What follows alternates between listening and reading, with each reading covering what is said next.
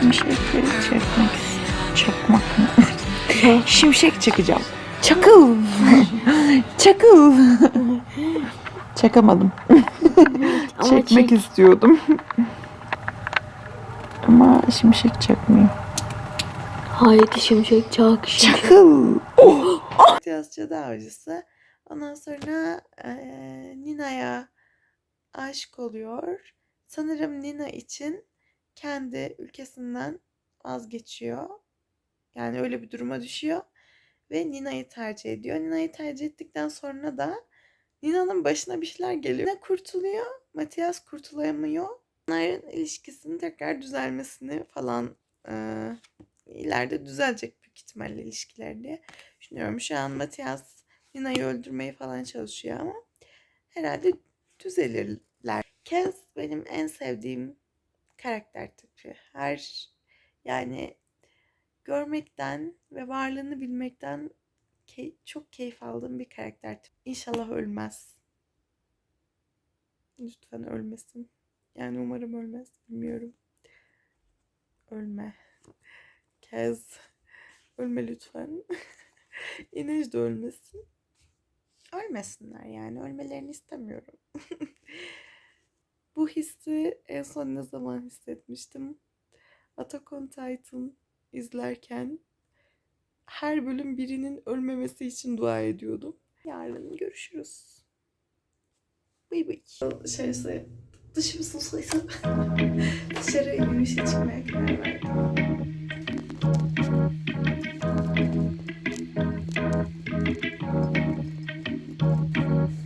Nothing you can do about it, baby, it's too late. I'm gone. Nothing you can do to make me change my mind. Come on. Bir de Çağla topladı yiyorum. Nothing you can do about it, baby, it's too late. I'm gone. Nothing you can do to make me change my mind. Come on, come on. We can't. İnsanlar aç geziyor. Sen Çağla erken video çek. Tüy bana. Gelmeyecek misin eve? Kapatıyorum kapıyı. Niye? Gelmiyor. Benim Annem içeride telefonla konuşuyor. Yok. Bay bay. İyi geceler. Görüşürüz. Hoşça kal. Kapatma! Nasıl kapatma? Evet. I'm okay. Not the type to cry, I'd rather hide instead of show you what I'm feeling. But I won't lie to you tonight, I'm numb inside. Oh, wanna give it up, sick of living what I can't control. Oh, the minute I think I'm winning, I get all turn low. Maybe I'm jumping the gun, but I'm a ghost and I got nothing to show. Think I've had enough, wanna give it up. Andayken 264. sayfadaydım. 330. sayfaya kadar okudum. Bayağı okudum. Ve Jordan'in hikayesini öğrendim ve gerçekten kalbim çok kırıldı. Ya üzüldüm ya. Gerçekten böyle kalbim çok kırık okudum o sayfaları. Şimdi yeni eve geldim ve hemen daha duygularım tazeyken anlatmak istedim. Birçok olasılık düşünmüştüm ama böyle bir şey hiç hayal etmemiştim. Eğer ağlarsam güncellerim. Jordi beni çok üzdü. Of, çok acımasızcaydı. Neyse. I'll be your home, I'll be your distance, I'll be still, I'll stay quiet. If it's the path of least resistance, I'm sure it's right. And if you're calling from the dark 'cause you can't stand to be alone, are you the voice inside my head? You the ringing on my phone. Am I strong enough to build your castle?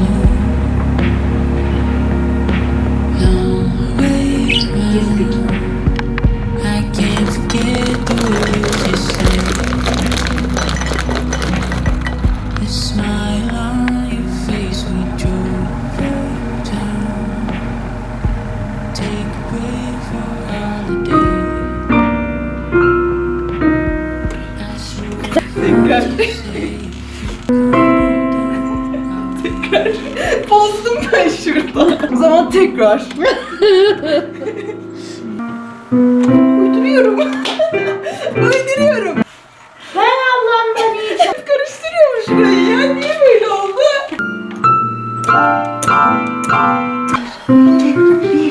Bir, iki.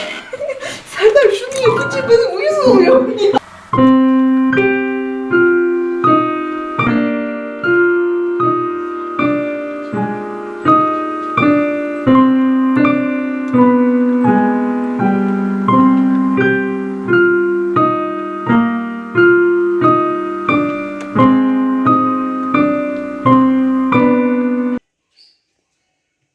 Serdar, bana bir tane kitap seçer misin?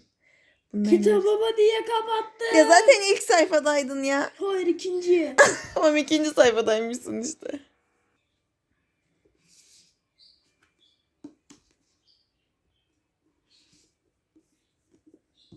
Bu en kalın herhalde. Bunu sadece buna özel sayfasına bakacağım. 651. Bunu mu? Neden bu?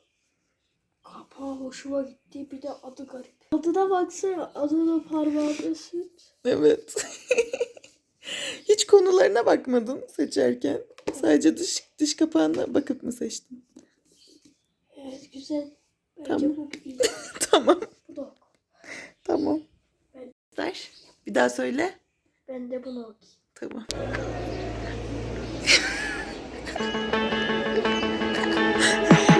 Getting older, but I still can't breathe the vibe. 'Cause my world is on fire, but we're saying we're doing fine. I never thought I'd make it here past 25. Ooh, but maybe I just overthinking and wasting time. 'Cause I don't wanna know if I'm better off alone. I'm so happy when I'm sad, I make it up to deal. 'Cause I just need to see what the hell is supposed to mean, so I can make it better, make it real. That's just how I feel. I think it over, but I can't convince myself. Corporation got a stake in mental health. Stepping over stars to the colored lights. Is the whole world gray, or am I too blind to the fact that I just make it harder whenever I Yıllar say Meclisi, that's not Ketterdam denilen bir şehirde olaylar orada başlıyor. Para için yaşayan ve para için her şeyi yapabilecek insanların bulunduğu bir şehir. Bu şehirde çeteler var. Bu çeteler sürekli birbiriyle çatışma halindeler. Ve bizim çetemizin adı da Kargalar Meclisi. O çeteyi yöneten kişi de Kez Bırakır. Bir gün Kez Bırakır'a bir iş teklifi geliyor. İstenilen görev, gerçekleştirilmesi imkansız bir görev. Bunun karşılığında çok büyük miktarda para teklif ediliyor. Ve Kez Bırakır da kabul ediyor. Ondan sonra Kez Bırakır takımını, grubunu oluşturmaya başlıyor. Gruptaki kişilerden bahsedecek olursak İneş bir akrobat. Çocukken kaçırılıyor, Ketterdam'a getiriliyor. Ketterdam'da bir genel evde çalışmaya mecbur bırakılıyor. Orada çalışırken Kez Bırakır'la yolları kesişiyor. Kez Bırakır'la çalışmaya başlıyor. Doğru ile yanlış ayrımını çok net yapan bir karakter. Kitaptaki vicdan İneş gibi bir şey. Bazı kötü kahramanlar vardır ya, kadınlara ve çocuklara dokunmaz. Belli kuralları vardır. Hak eden kişi hak ettiğini bulsun. İşte masumlar zarar görmesin falan gibi. Bu şekilde yaklaşıyor olaylara. İyi bir insan olmadığını, iyi şeyler yapmadığını düşünen ve sürekli bununla yüzleşen bir karakter. Hayatta kalabilmek için mecburen kötü olmak zorunda kalmış ve bu kötülüğü de Kez Bırakır'dan öğrenmiş. Kez Bırakır'ın casusu, hayaleti olarak çalışıyor. Bir kişi olsaydım, İneş kadar yetenekli olma kısmını geçersek, hani bakış açısı, olayları değerlendiriş biçimi olarak bir kişi olsaydım büyük ihtimalle İneş olurdum. Kez'in hikayesi İneş'ten daha da erken başlıyor. Daha çocukken Ketterdam'la yüzleşmiş ve Ketterdam'ın yetiştirdiği bir canavar mı diye. Vicdani sorgular içerisinde değil. Hiçbir şey umurunda değil. Sadece para kazanmak istiyor. Bu kadar yani. Sadece para kazanmak istiyor. Yoluna çıkan her şeyi de götürüyor. Yani. Birisi değil kesinlikle ama kötü birisi de diyemiyorum. Maalesef ben seviyorum Kez'i. Başlarına güzel şeyler gelmiyor iyilerin. Ben hak veriyorum arkadaşlar. Kez'e yaptıklarına hak veriyorum. Ben aynı şeyi Eren için de hissetmiştim. Mesela Eren'in yaptığı çoğu şey yani son sezonun son bölümlerine kadar Eren'e de okeydim. Zorunda olsaydım, mesela Eren ya da Kez olsaydım ben de öyle birine dönüşürdüm diye düşünüyorum. Evet. Neyse Kez için bu kadar konuşmaya yeter bence. Ondan sonra sıradaki Jasper. Böyle ağlanacak halimize gülüyoruz dediğimiz yerde bizi güldüren kişi Jasper oluyor. Ondan sonra silahlarla arası iyi. Biraz karizmatik, biraz komik. Yani Jasper olmasa Nina da biraz esprili ama hani o Jasper'ın havasında değil. İyi ki vardı Jasper. Ondan sonra Violet daha gruba yeni dahil olmuş. Biraz saf ve komiklik derecesinde saf. Bomba yapabiliyor. Bomba yapıyor, bir şeyleri patlatıyor. O yetenekleri var. Violet'ın geçmişini diğerlerinin geçmişi kadar çok bilmiyoruz. Ama onun da acımasız bir geçmişten geldiğini böyle ufak bir şekilde görüyoruz. Nina bir girişer. Özel güçleri var. Vücut fonksiyonlarını kontrol etmek diyebiliriz galiba. Kalbi durdurabiliyor. Ya da kan akışını kontrol ediyor. Nabzı düşürüyor, bayıltıyor falan filan. Bu şekilde güçleri var. Çok güçlü ve çok etkileyici bir karakter. Çok minnoş bir kalbi var ama bir amacı var. O amacını gerçekleştirmek istiyor. Aynı zamanda yapmak istemediği şeyler de var ve bunlar sürekli çakışıyorlar. Sürekli bir ikilemde kalıyor. Bizi de ikilemde bırakıyor. Çünkü ne yapacağını tahmin edemiyoruz. İlk kitapta böyle. İkinci kitapta ne olacağını bilmiyorum Nina için. Gerçekten de çok merak ediyorum. Bunun kilit karakterleri Nina ve Matthias. Matthias, Girişa avlayan bir ülkenin askeri. Girişa avlarken Nina ile karşılaşıyor. Nina ile karşılaşmıyor yani. Nina'yı avlıyor mu diyeyim. Matthias çok gerçek bir karakter bence. Kitabın başından sonuna kadar bize şunu sordurtuyor. Bir insan değişebilir mi? Kitabın son sayfalarına kadar bununla yüzleşiyor. 6 kişi birlikte bir yolculuğa çıkıyorlar. İmkansız bir görevi gerçekleştirmek üzere. Ve biz de bu yolculuğun ilk sayfasından son sayfasına kadar muhteşem bir kitap okuyoruz. Kitapta bence gereksiz bir sayfa bile yoktu. Yani belki Nina ile Matthias kısmı biraz uzamış olabilir ama benim öyle hissetmemin sebebi de Kez'le Yenici'yi çok okumak istemiştim.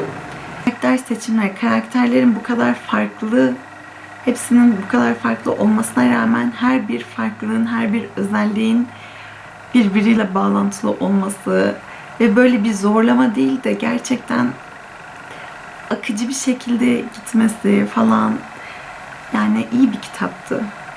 Böyle bende güzel bir yeri olacak kitaplardan biri oldu bu. Umarım hayatımda hep böyle güzel kitaplar okurum. Buraya kadar izlediyseniz teşekkür ederim. Görüşürüz. Bay bay.